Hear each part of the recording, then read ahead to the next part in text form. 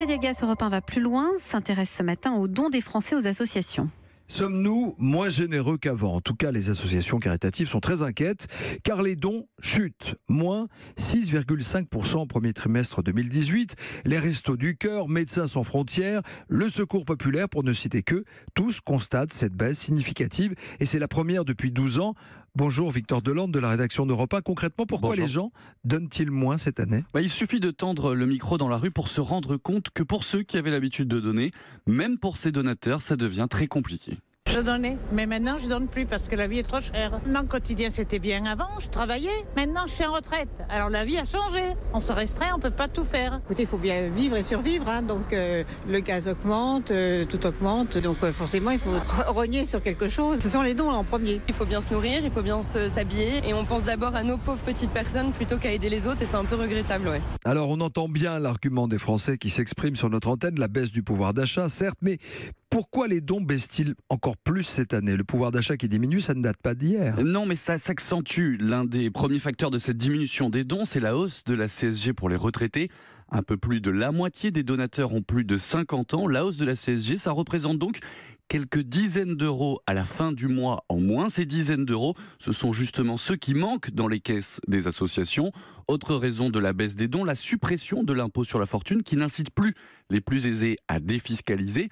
Et puis, il y a le prélèvement à la source qui inquiète énormément les potentiels donateurs. Ils ont l'impression que leurs dons seront moins déductibles d'impôts qu'auparavant, ce qui est faux au passage. Mais cette crainte, les Restos du Cœur l'ont parfaitement identifiée sur leur site internet. Vous disposez d'une calculette fiscale spéciale prélèvement à la source pour comprendre comment vous pourrez déduire vos dons à partir du 1er janvier prochain. Alors quel impact, Victor? Les associations vont-elles devoir renoncer à certaines de leurs actions? Oui, c'est déjà le cas. Certaines sont annulées. Prenez l'Institut Pasteur qui vit des dons pour la recherche. Le docteur Jean-François Chambon, directeur du mécénat, quantifie précisément le manque. Le résultat global, il sera de l'ordre de moins 15% de collecte, ce qui représente à peu près 2,5 millions, 3 millions d'euros par rapport à une collecte 2017 qui avait été de l'ordre de 21 millions d'euros. 2,5 millions d'euros, c'est le financement de 2 unités de recherche. Si ce ralentissement de la collecte se confirme et voire s'amplifie, alors on aura un vrai problème. 2 unités de recherche en moins pour l'Institut Pasteur. Avec nous, Christophe Robert au téléphone. Bonjour. Bonjour. Vous êtes le délégué général de la Fondation Abbé Pierre. Et pour vous, concrètement, ces baisses, ça représente quoi? Écoutez, cette baisse, elle représente à peu près 5 à 6% des dons qui sont aujourd'hui générés à l'intention de la Fondation Abbé Pierre. Donc vous avez bien expliqué les trois facteurs, hein. Je crois que le principal à ce jour, c'est quand même cette hausse de la CSG, notamment pour les ménages retraités, parce que la CSG du coup n'est pas compensée par la baisse des cotisations sociales, parce que par définition ils ne sont pas salariés. Donc on a beaucoup de courriers, beaucoup de témoignages de donateurs fidèles depuis longtemps qui nous disent moi c'est très difficile, je vois augmenter le gaz, je vois augmenter le diesel, je peux pas, alors je vais peut-être vous donner moins, ou je vais plus vous donner, ou je vais pas vous donner pendant un temps. Toujours est-il qu'effectivement, quand on regarde le budget de la Fondation Abbé Pierre, il y a seulement 2% de subventions publiques. Le reste, c'est de la générosité du public. Donc toutes les actions qu'on mène pour les mal logés, de la construction à l'accès aux droits, aux dispositions pour aider les personnes à la rue, c'est autant d'aides qui seront moins accordées pour les associations ou nos actions directes, si vous voulez. Donc on a là un sujet d'inquiétude majeure quand même, même si je ne crois pas que la générosité des Français dans leur ensemble soit mise en cause, si vous voulez. Mais il y a vraiment une question autour du pouvoir d'achat et la capacité d'agir. Oui, cette baisse des dons, elle est d'autant plus inquiétante qu'elle s'accompagne d'une diminution des subventions des collectivités.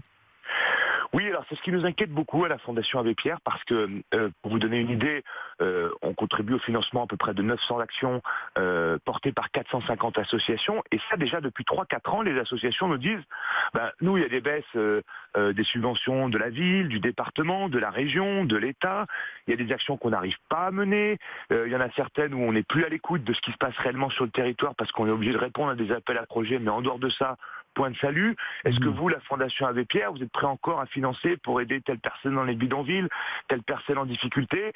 Et il ne faudrait pas qu'il y ait un croisement de facteurs qui conduisent à une baisse de la réponse pour les plus fragiles. C'est ça notre principale inquiétude. Mais qu'est-ce que vous avez envie de dire aux Français ce matin qui nous écoutent, qui ont certes des difficultés comme tout le monde, parfois à la fin du mois, mais vous demandez quoi? L'obol, une participation symbolique ou tout simplement un suivi sur du long terme? C'est une question difficile. il y a les donateurs, pour beaucoup, sont des personnes assez modestes. Et donc, effectivement, ce ne sont pas les plus riches qui donnent, vous nous dites, par expérience. C'est-à-dire que oui, le socle quantitativement significatif des donateurs, c'est beaucoup de personnes modestes. D'où la réactivité à ces évolutions fiscales de pouvoir d'achat. Si des personnes aujourd'hui ne peuvent plus donner, on ne va pas leur dire continuez à donner absolument. Enfin, ils ont leur fin de mois difficile, il faut qu'on soit prudent sur ce que l'on dit là-dessus. Mais il y a peut-être d'autres qui peuvent donner. Donc, est-ce qu'il peut y avoir un équilibre qui s'opère à l'échelle du pays sur cette solidarité? J'allais dire, c'est un petit peu comme la question de l'impôt, c'est la justice sociale, le partage, la solidarité, si vous voulez. Donc, l'espoir que nous avons, nous, c'est que nous sentons une France solidaire, attentive aux plus fragiles.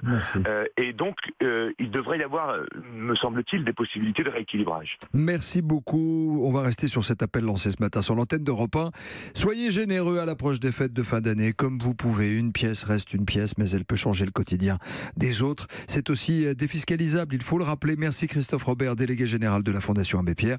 Et merci Victor Delande de la rédaction d'Europe 1 et Jean-Jacques Herry pour cette enquête. Europe 1 va plus loin, c'est tous les matins à 7h20. Europe 1.